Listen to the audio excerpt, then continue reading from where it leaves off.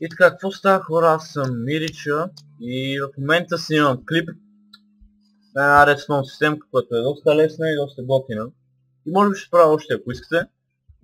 Да, нека започваме. Сега ще ви обясня за какво става дума.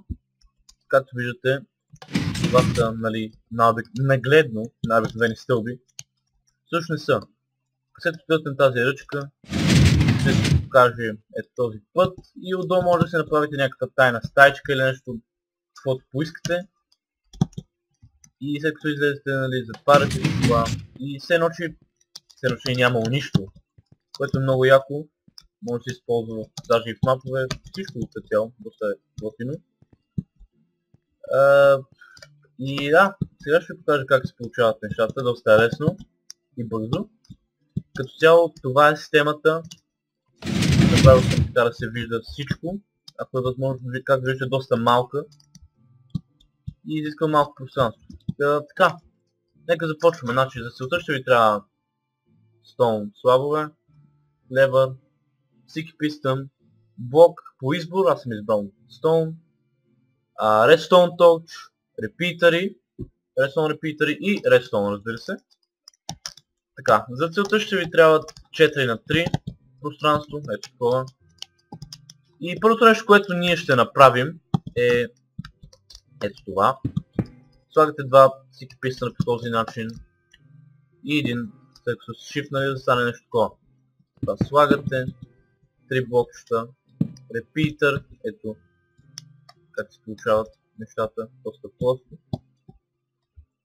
И два редстоуна, след което слагате блокът по избор ето тук и стоун слага пред него, след което слагате един редстоун отгоре и един sticky piston на 2 тика, точно така.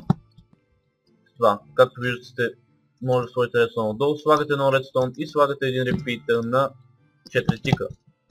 Това беше като цяло половината система. Трябва да сложите още 5 блокчета и сте готови. Сега слагате ето така един блок. Над него слагате redstone и redstone torch.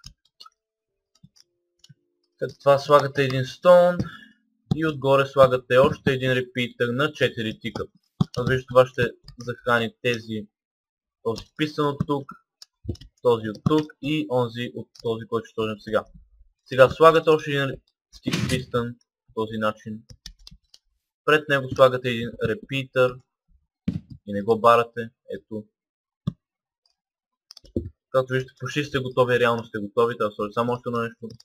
И последното нещо, което трябва да направите, е да сложите един стон от него, един стон от тук, за да не се прекъсва, защото някой път се прекъсва сигнала, ако не се направи. Не мога да ви обясня точно защо.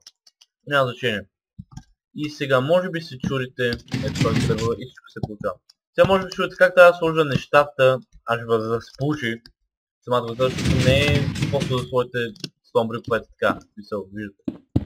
Тук най-долу трябва да сложите два стоунбрика и отгоре един. Но преди да го сложите, смисъл, пуснете самата система да стане това. Сега, след това и всичко се връща. Ето така. Сега вече може да се продължите системката, точно стълбите на системата, извинявам се. Ето така. Дърпате ръчата. Стълбите се появяват, отдолу си правите тайната стаечка, която искате или каквото искате. Излизате и за да се затваряте това и все едно, че нищо не се е случило. Доста лесна системка, бърза и да, ако искате още пишете в коментарите, харесайте клипа. И така, не забравяйте да се запишете за Томбуката в PvP България. И да, това беше от мен за този клип. Надявам се ви е харесал. Аз бях Мирича и чао!